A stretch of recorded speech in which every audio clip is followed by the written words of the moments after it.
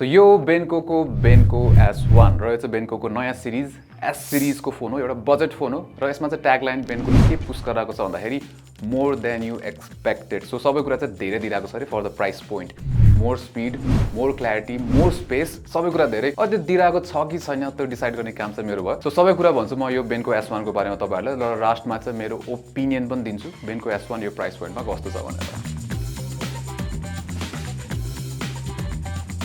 15,000 पर्ने फोनलाई हुन्छ यो डिजाइनको हिसाबले चाहिँ निकै इन्ट्रेस्टिङ र राम्रो छ यसको डिजाइन हुन्छ पहाडपट्टि हेऱ्यो भने चाहिँ हल्का ग्रेडियन्ट फिनिस जस्तो देखिन्छ अलिकति लाइट शिफ्ट भइरहेको देखिन्छ नि हैन प्लस यसमा चाहिँ हुन्छ नि यो टेक्सचर फिनिस दिएको छ के लाइक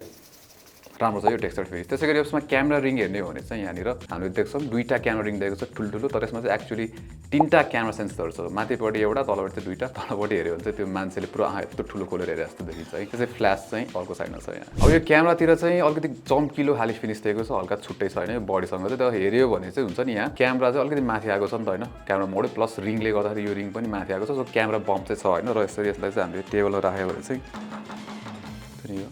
यस्तो चाहिँ भइरहेछ है अब त्यसैगरी यो फुल प्लास्टिकै हो हैन अब प्लास्टिक बिल्डै आउँछ यो प्राइसमा हैन अब यो भन्दा बेसी त के दिन्छ र तर राम्रो छ जोस आई थिंक मलाई चाहिँ लाग्छ हुन्छ नि यसको ओभरअल लुक चाहिँ सबैलाई मन पर्छ जस्तो लाग्छ है प्लस यसको अब साइड फ्रेम हेर्यो भने अलिकति चम्किलो खाली फिनिस यो पनि ग्लसी फिनिस भनौँ न हैन भोल्युम बटन पावर बटन यहाँ भइहाल्यो है फेरि हेडफोन ज्याक पनि छ गाइस र यसको हेडफोन चाहिँ बक्समै आउँछ है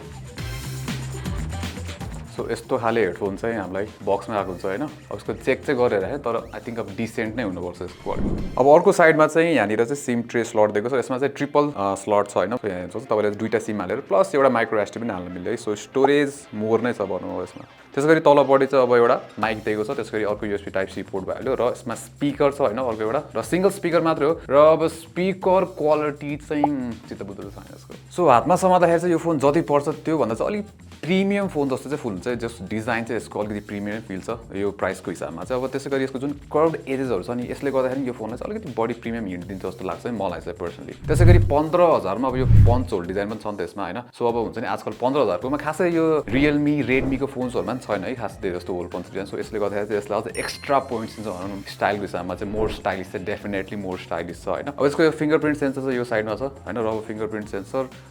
बजेट फोनको हिसाबमा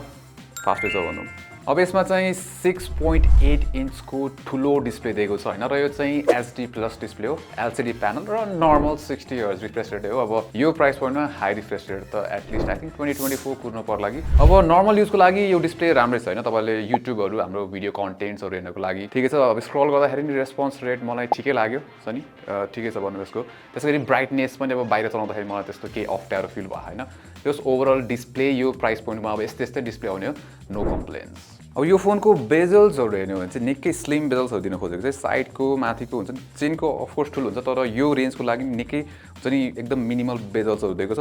तर यो राउन्डेड कर्नर्सहरु हेर्न थाल्यो भने चाहिँ यहाँनिर हुन्छ नि पर्फेक्ट राउन्ड चाहिँ देखिँदैन सो त्यहाँ चाहिँ थाहा हुन्छ यो हुन्छ नि एउटा बजेट फोन हो भनेर तर 15,000 को लागि डिजाइन चाहिँ निकै राम्रो दिएको किन भन्दाखेरि अब 30,000 पर्ने फोनमा चाहिँ हामीले यस्तो डिजाइन पाउँछ भने यो फोनको डिजाइन चाहिँ मोर नै दिएको हो ल मोर डिजाइन चाहिँ माने मैले अब यसको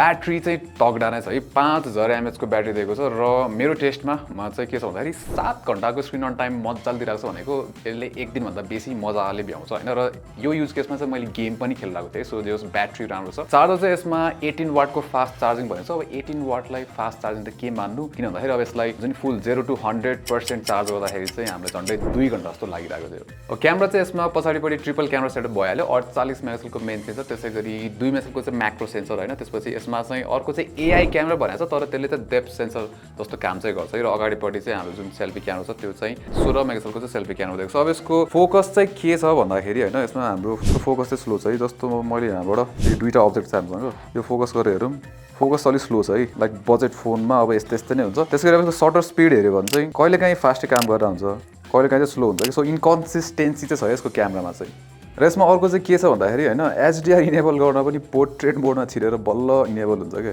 व्हाट र एचडीआर इनेबल गर्दाखेरि चाहिँ फोटो यो सर्टर टाइम झन् बढ्छ है झन् स्लो हुन्छ कि टाइम लाग्छ हैन र एचडीआरमा फोटोजहरु त्यति राम्रो पनि छैन यसको सो पोर्ट्रेट मोड पनि यसमा छ हैन जुन चाहिँ यसको एआई क्यामेराले गर्छ अब यहाँ हामीले मिलाउन मिल्छ यो डेप्थ कति हाल्ने भनेर हैन अब यहाँ 2.8 हालौँ है हाम्रो प्रनिस भाइको खिच्छौँ यहाँ पोर्ट्रेट फोटो दुईटा खिचौँ सर्टर चाहिँ स्लो छ यार यसको इमेज प्रोसेसिङ है। यो गर्दाखेरि पनि अब हामीले त्यत्रो दुईटा फोटो खिचे जस्तो लाग्छ तर प्रोसेसिङ यत्रो टाइम लाग्यो एउटा फोटो मात्रै खिचेर रहेछ। तिमीलाई कस्तो लाग्यो यो बनाउँदा?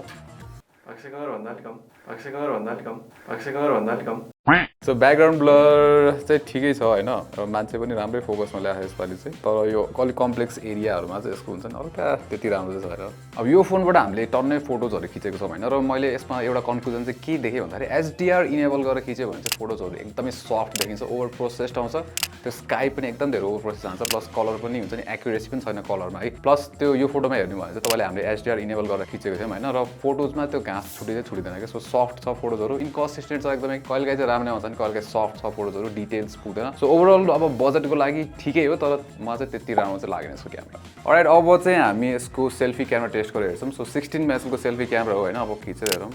सो लाइट्सहरू यहाँ टन्नै छ है, हामी टो हेऱ्यो भने चाहिँ डिटेल पुग्दैन कि फेसमा हुन्छ सार्पनेस छैन, एकदम सफ्ट देखिरहेको छ है सेल्फिजहरू। र अब हामी टन्नै फोटोजहरू खिचिसकेँ। सो के छ भन्दाखेरि यसको सेल्फी क्यामेरामा चाहिँ डिटेल पुग्दैन, त्यहाँदेखि सार्पनेस फेसमा त्यो सार्पनेस नै छैन कि। सो सेल्फी क्यामेरा मलाई यसको चाहिँ हुन्छ नि त्यो चित्त चाहिँ बुझाएको छैन कि त्यो सेल्फी क्यामेरा चाहिँ बेटर हुनुपर्ने यो प्राइसको लागि। सो क्यामेरा चाहिँ यसको तगडा छैन, अब पर्फर्मेन्स अलिक राम्रो भइदियो भए चाहिँ ब्यालेन्स आउट गर्थ्यो होइन। सो यसमा चाहिँ के छ भन्दाखेरि युनिसकको टाइगर T606 भन्ने चिपसेट चाहिँ युज गरिरहेको छ, अक्टा-कोर प्रोसेसर नै हो। सो अब यसमा के छ भन्दाखेरि पर्फर्मेन्स चाहिँ जुन हामीले अब डेली टास्कहरू गर्छौँ नि, जस्तै अब नर्मल नेभिगेसनहरू गर्दाखेरि, त्यसै गरी अब स्क्रलहरू गर्दाखेरि ठिकै छ है, त्यस्तो केही पनि स्लो डाउन्सहरू छैन। प्लस यसको लोडिङ स्पिडहरू पनि राम्रै छ, जस्तै एप लोडिङ स्पिड्सहरू ठिकै छ यसको। तर एपहरू चलाइराख्दाखेरि र हामीले स्विचहरू गर्छौँ नि हो त्यस्तोमा चाहिँ यसको त्यो एनिमेसन ल्याग्सहरू चाहिँ भेटिन्छ क्या। तर यसमा हुन्छ नि हामीले एनिमेसन हटायो भने चाहिँ अझै अलिकति फास्ट फिल्स हुन्छ, जस्तो म यहाँ एनिमेसन हटाएर देखाउँछु होइन। सो अब यो अप्सन हुन्छ होइन, अब यो रिमुभ एनिमेसन्सहरू भन्ने, यो रिमुभ एनिमेसन गरेपछि अलिक फास्ट चाहिँ फिल हुन्छ, तर चपी हुन्छ त्यो एनिमेसन नभएपछि होइन। तर यो चाहिँ होस् एउटा चाहिँ गर्न सक्छौँ हामीले। सो यसमा चाहिँ अब हुन्छ नि यो UFS 2.2 स्टोरेज दिएको भएर चाहिँ यसको जस लोडिङ स्पिड चाहिँ राम्रो छ। प्लस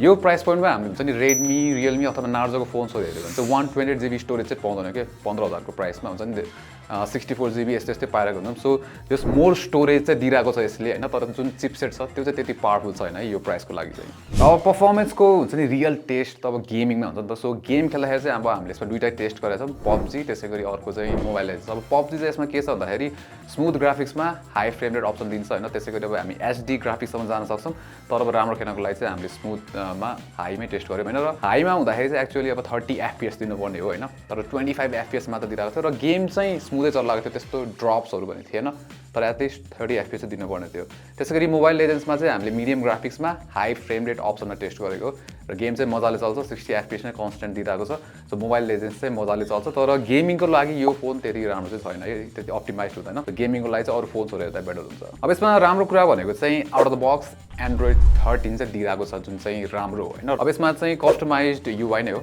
जस्तै अब यो इन-1 UI भनेर दिएको छ होइन। अब यसमा चाहिँ मलाई के लाग्यो भन्दाखेरि अलमोस्ट स्टक भाइब छ यसमा होइन, सबै कुरा स्टकै छ, तर हल्का कस्टमाइजेसन गरेको छ थिममा, यो हुन्छ नि बेन्कोले चाहिँ यसमा होइन, तर त्यति राम्रो छैन कि, अलिकति चाइल्डिस खाली देखिन्छ। प्लस कस्टमाइज गर्नलाई त्यति अप्सन्सहरू छैन, किनभने एन्ड्रोइड 13 मा त कस्टमाइजेसन अप्सन राम्रो छ नि त, स्टकमै भए पनि थिम्सहरू आइकन्सहरू चेन्ज गर्ने। यसमा चाहिँ त्यति साह्रो अप्सन्सहरू दिएको छैन। र अब अरू स्मार्ट कन्ट्रोल्सहरू भनेर चाहिँ अब यो लिफ्ट टु चेक हुन्छ नि यस्तो यस्तो अप्सन्सहरू दिएको छ, लिफ्ट टु चेक त्यसै गरी फ्लिप टु म्युट भन्ने अप्सन्सहरू चाहिँ दिएको छ होइन। तर ओभरअल अब हुन्छ नि यसको सपोर्ट, अर्को कुरा भनेको सफ्टवेयर सपोर्ट, अब जस्तै स्यामसङले 4 वर्ष दिन्छ, अब यो बेन्कोले चाहिँ अब कति दिन्छ भन्ने कुरा हुन्छ नि, बेन्कोले पनि भनेको छैन होइन। सो त्यो एउटा कुरा चाहिँ अलिकति लाइक हुन्छ नि, त्यो भइदिएको भए चाहिँ मान्छेहरूलाई यो फोन लिन पनि सजिलो हुन्छ कि सफ्टवेयर सपोर्ट यति वर्षसम्म चाहिँ दिन्छ है भन्ने कुरा अलिक ढुक्क हुन्छ नि त। सो त्यो चाहिँ यसमा चाहिँ हामीले पाउँदैनौँ। सो 15,000 को लागि बेन्को S1। अब यसमा चित्त बुझ्ने कुरा भनेको चाहिँ डिजाइन निकै इम्प्रेसिभ छ, त्यसै गरी 128 GB को UFS 2.2 स्टोरेज खासै अरू फोन्समा आउँदैन, यसले त्यो दिइरहेको छ। ब्याट्री लाइफ ठिक छ, डिसेन्ट प्रोसेसर भनौँ होइन, तर चित्त नबुझ्ने कुरा भनेको चाहिँ क्यामेरा त्यति राम्रो छैन, एकदमै इन्कन्सिस्टेन्ट। त्यसै गरी सफ्टवेयर सपोर्टको पनि कुरा आउँछ कि यसमा चाहिँ, किन भन्दाखेरि अब म्यानुफ्याक्चररले भनेको छैन होइन अपडेट्सहरू कतिमा फ्रिक्वेन्सीमा आउँछ र कति सपोर्ट दिन्छ भन्ने कुरा। सो लङ टर्म हेर्ने हो भने चाहिँ बेन्को S1 यो 15,000 मा तपाईँलाई डिजाइन स्टोरेज चाहिएको छ भने ठिक छ, तर ओभरअल हेर्दाखेरि चाहिँ त्यति इम्प्रेसिभ अफरिङ चाहिँ होइन यो।